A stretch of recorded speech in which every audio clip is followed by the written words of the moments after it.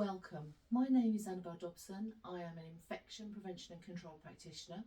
There is not a fire alarm test planned for today, so if the fire alarm sounds, we will need to leave the building. The meeting point is through the main exit, and that is through these doors and out to the front of the building at the top of the path. If you have your mobile phone on you, please can you ensure it is on silent? Thank you.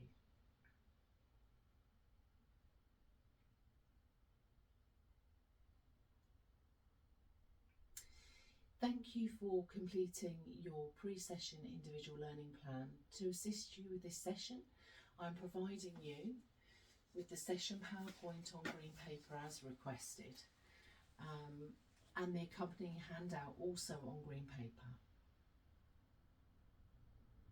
We are also completing this session away from the ward in a low stimulus environment on a one-to-one basis. The session itself is about collecting a faecal specimen from a patient with diarrhoea, and the aims of the session are for you to demonstrate when you should be taking a faecal specimen, how a faecal specimen should be collected, and why consent must be obtained for the procedure. The objectives of this session are to watch a faecal specimen collection, demonstrate a faecal specimen collection, and to identify and describe the purpose of faecal specimen collection, and also to recognise the importance of consent.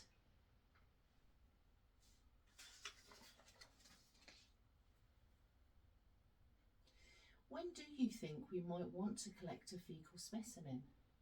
When something has changed with the patient. Perfect. When something has changed. We can use the Bristol stool chart to help us identify the type of stool firstly, and then whether that is unusual for that patient. So the first slide on my PowerPoint and that first picture in front of you is the Bristol stool chart. And if you look down that list, there is a list on that chart which tells you the different types of stool samples. It lists from type 1 to type 7, and the types that we are interested in are those last three types, type 5 to type 7, and that's really when we'd be interested in sampling. If your patient starts having type 5 and that's unusual for them, to type 7, then we'd be interested in maybe why that's changed. Is there any reason we wouldn't be interested, do you think? You wouldn't take a stool sample if somebody is on laxatives. That's brilliant. Brilliant, thank you. That's right. If somebody's on laxatives, maybe that's normal for them. But it might be that the patient has returned from foreign travel. They might have eaten food infected with organisms, or perhaps they've been on a course of antibiotics, in which case their system may have become overwhelmed by an infection. We have to differentiate between this and diarrhoea from a non-infective cause, as you say, from laxative-induced diarrhoea. As such, we might need to stop that course of laxatives to tell whether or not that's been causing it. Patients who suffer with conditions such as irritable bowel syndrome may also have diarrhoea, but that might be normal for them, and we have to find out what that is. So we use that Bristol stool chart to identify whether the patient actually has diarrhoea, and then go on to identify those causes.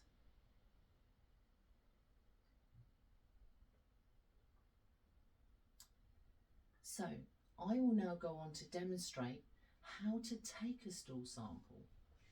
We will use hand wash to represent using a sink, because I don't have a sink available here, but it is paramount that you use a sink, as you cannot use hand wash for somebody that you suspect has infective diarrhoea, purely because fecal borne infection cannot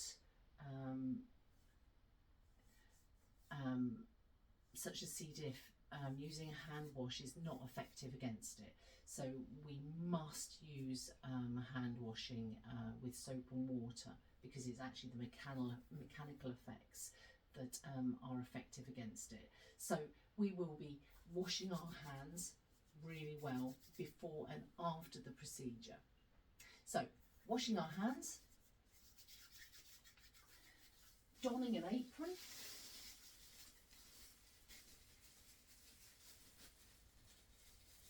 if I can actually get it on.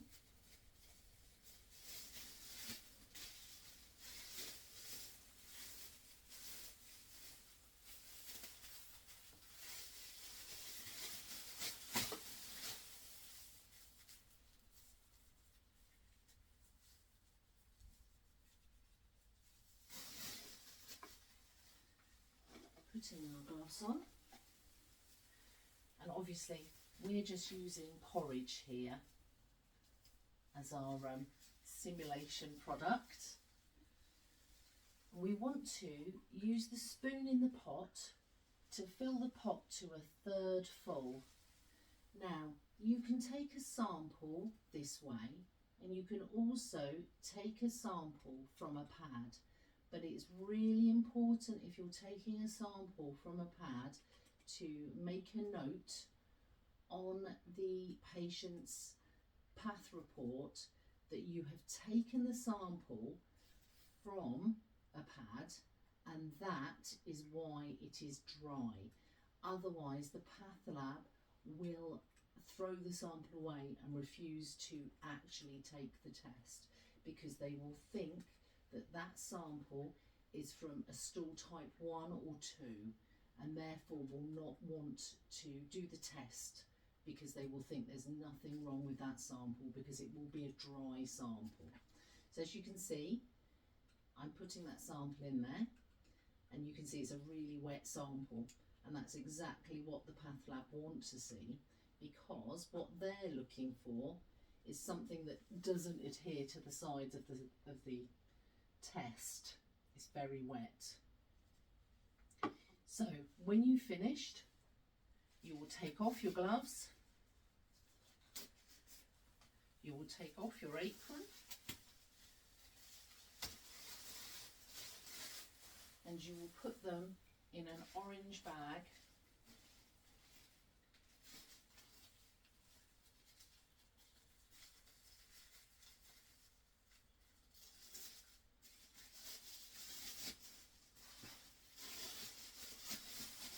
And you will dispose of them in infected waste. You will again wash your hands, soap and water. You will make sure that you label your sample with the patient's name, date of birth, the ward, their patient number or their address. You'll put it in the specimen bag, seal it and attach it to the path lab details, okay? And then that can wait to go in your clinic room, and that's done. Okay? Are you happy with that? I am, yes. Okay. So you have your sheet in front of you.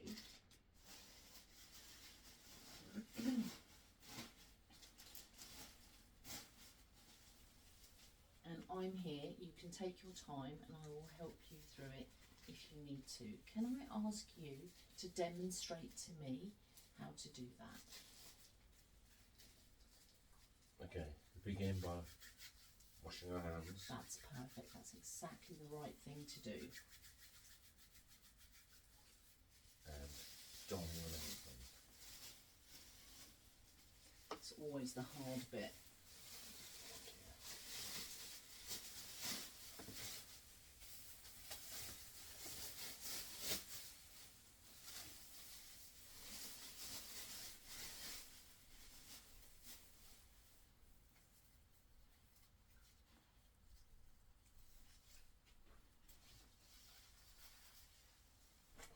Take a pair of gloves.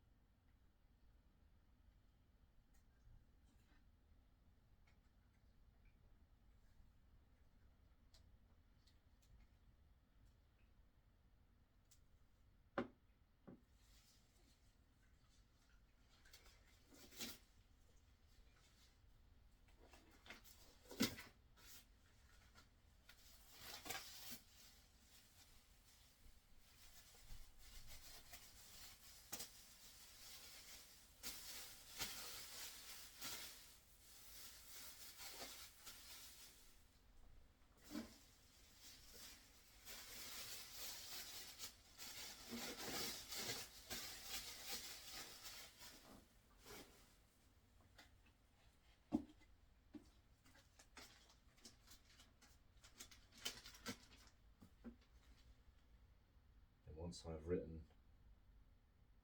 all the relevant information and details on here. Yeah, so what would that be, do you think? It would be the name, the date of birth of the patient, ward, date and time of the sample taken. Perfect, yeah. That's it. Maybe their patient number as well. That would be a good identifier. Patient number, yeah. Perfect, brilliant. I should pop that in the bag. Seal it, brilliant. Seal it up. That's it. And then we want to stick it to the Path Lab identifier. Brilliant. Put it in the clinic. That's fantastic. Well done. And then what are you going to do most importantly? And then after I've done that, I should then wash my hands. Brilliant. Because we know that hand wash isn't going to work against those nasty spores. That's fantastic. Thank you very much. Okay, so the next thing that we need to look at is professional responsibilities. So within our charity, we use the diarrhoea assessment tool. It's a flowchart which is accessible on our intranet, which has been taken directly from our policies to guide you in how, when and what to do around a patient suffering with diarrhoea. This tool will support you in making decisions around collecting a faecal sample. So the professional responsibilities are it's a rule around discussing the procedure with the patient, in which you explain why the sample is being taken and when the results are expected. So generally these results can be expected anywhere from 24 to 72 hours after this sample's been taken. And when the results and gaining valid informed consent and documenting this in the patient's note. You must ensure privacy and dignity, as patients may find this procedure embarrassing. Consent to treatment means a person must give permission before they receive any type of medical treatment, test or examination, and that includes taking samples. This must be done on the basis of an explanation by a clinician. So you must explain why you need to take the sample, for the purpose of taking the sample, what you think you're taking the sample for, and they must agree that they think that this is the best course of action. Consent from a patient is needed regardless of whatever procedure you're doing, and the principle of consent is an important part of medical ethics and international human rights law. So professional responsibilities, this procedure should be undertaken only after approved training, supervised practice and a competency assessment, and carried out in accordance with local policies and protocols, which this is all part of. So once we've completed this, which we have, you will need to complete one more assessment on the ward with your mentor, where you will do this in real time, just to ensure that your practice is within parameters, and then you will be off and running. Okay, so that's this part done. Do you have any questions at all? Is there anything you would like to ask, or anything that you feel I haven't covered? I have no follow-up questions. Okay. Thank you. Can I ask you, please, if you would complete a training course evaluation form? Of course. Thank you very much. That's the end of this session. Thank you. Thank you.